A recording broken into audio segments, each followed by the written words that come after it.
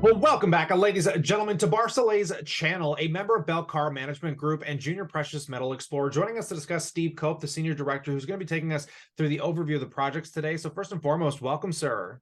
Thank you. It's good to be on.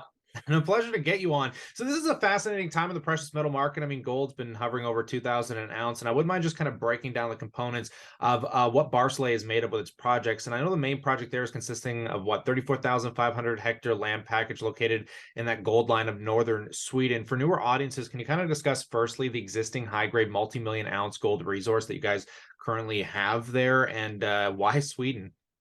Yeah, I mean, a loaded question there, Yeah, but it's a lot. uh, I mean, Sweden to us is the number one mining jurisdiction in the world. It's just a combination of if you're in the northern half of Sweden, you've got all sorts of incentives tax wise, low corporate tax rates, flat 22% corporate tax rate. We on the project have a national economic interest designation, which they took years to get, but I think we're the only one in Sweden that has that designation. So again, it's been deemed the principal use of that land is mining, which again makes it even more attractive. We've got a resource of 2.5 million ounces right now, modeled between three different categories: open pit, bulk tonnage underground, and select underground.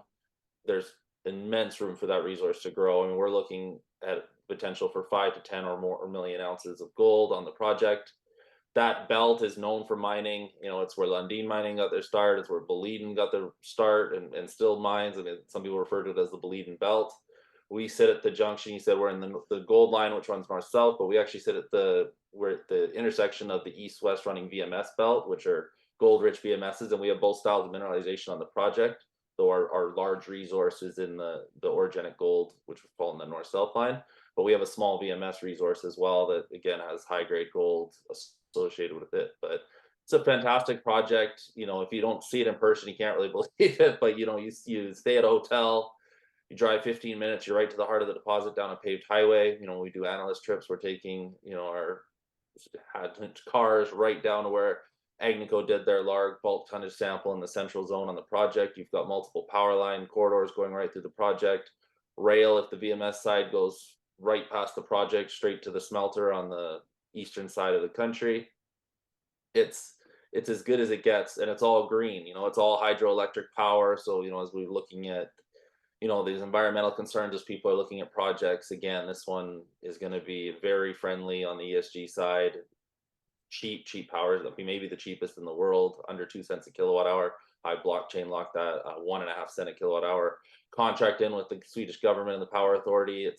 They've got a lot of power up in the north and they don't have a lot of uses for it. So that part of the country is principal use mining and or forestry are the main two industries. Most people don't know, but Sweden's actually the number one metals producer in Europe. The land to our north is huge iron ore deposits and that they produce. So again, it's to us, it's the best spot in the world, and that's why we chose Sweden. It's as good as it gets. So it should check off everyone's box on that front. We've got a great resource, but also with a ton of room to continue to expand. And as we've been going deeper on the project, we've been seeing the grade increase as well. Now, speaking going deeper on the project, and when we kind of come back around, I want to deeper dive perhaps into the investor deck, get some more visuals around this project. But do you want to discuss the current drill program for 2023? What can investors expect for results coming down the line, or when can they expect those results and how it's being funded? Yeah, so we're free carried by Agnico Eagle on the project. We haven't spent a dime on drilling ourselves as a company since 2015 when we did our joint venture with Agnico Eagle. To date, they've done 163,000 meters of drilling. You know, probably close to $50 million spent on the project. And again, our company's been free carried, and that's why we did that JV. Moving forward, we're trying to change how that model works. People that can go back through our news releases can get a general sense of what we're working on, but right now, there's a small program plan of about $3 to $4 million to be spent on drilling, but I would stay tuned. Investors need to stay tuned because things are going to change, and we expect to upsize that program dramatically moving forward. Well, I definitely appreciate these insights, and I just want to finish up with kind of the broad view here. I mean, as mentioned, gold sitting over 2,000 ounce, a lot of attention on the precious metal space. What does this mean for your exploration efforts, and just how do you feel about it? Well, one of the interesting things for us in the history of the company is when we had half the ounces, half the grade, and gold was trading at 1,200 an ounce, the stock was trading at $1.62 Canadian a share at its high, and now, like I say, with double the ounces, double the grade, and gold up to 2,000, and the stock's trading at 35 cents. And a lot of that's been Agnico has changed their focus as a group more onto Canada. I mean, all their extra they've been publicly said all their expansion is going to be happening in Canada. And so that's why I mentioned things are going to be changing on the project, and we're going to be, changing who's operating and how it's all going to be positioned. So for us, it's huge. I mean, our there's a comparable out there when you look at what's going to happen. You've got Rupert Resources, which is in Finland, so same belt of rocks, but across the border into Finland, and they're a billion market cap company with 4 million ounces of gold, similar grade, if not a little lower than ours. And arguably, we have far better infrastructure and everything else around our project. And you're looking at a stock that's 35, 40 million market cap company versus a billion market cap company. And all of that has just been the perception that Agnico is slowing down and their expansion is focused in Canada. But that doesn't change the merits of the project and what we've got. I mean, the results they've hit the last couple of years. They identified a brand new bonanza zone at the Avan area of the project, which is completely outside of the resource. They hit one sample there that was up to what was it? It was 650 grams per ton, or 650 grams per ton gold in a sample there within a larger, and then they realized that, oh, we've got these bonanza veins, but they haven't been focused on expanding that main gold zone. They've been doing a lot of exploratory drilling regionally for VMS. So there's lots of room already where that resource would have grown dramatically. We can follow up on those when we take over and start managing and drilling the project. And like you say, $2,000 gold, all the gold companies are making money, but their reserves are depleting. And so there's a lot of pressure on these various gold companies to expand.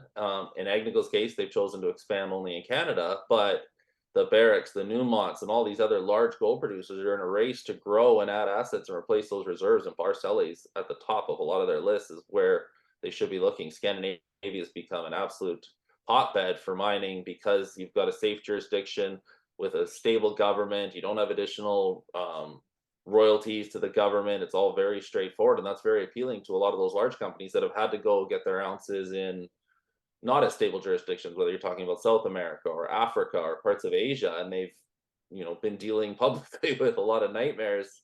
They finally said, like, Scandinavia sure looks pretty good. Maybe we should start looking at adding some assets up in that part of the world. So we've had a lot of those companies reach out. A lot of them are under CA. They're waiting for us to become the operator on the project again, and then they're going to come do site visits. And that's, obvious takeover companies to look at the project. Well, I definitely appreciate these insights, and yeah, I would agree. I think 2023 is going to be a year for precious metals, and just kind of seeing what some of these undervalued players end up being in the future here. So I implore everybody to dig a little bit deeper here, but we're going to come back and help you through that as well as we take a deeper look into the investor deck and further explore this story. And as news comes down the wire, of course, we're going to update you here. So let us know what you think in that comment section below. Consider subscribing, and on that note, as always, we look forward to catching you in the next one.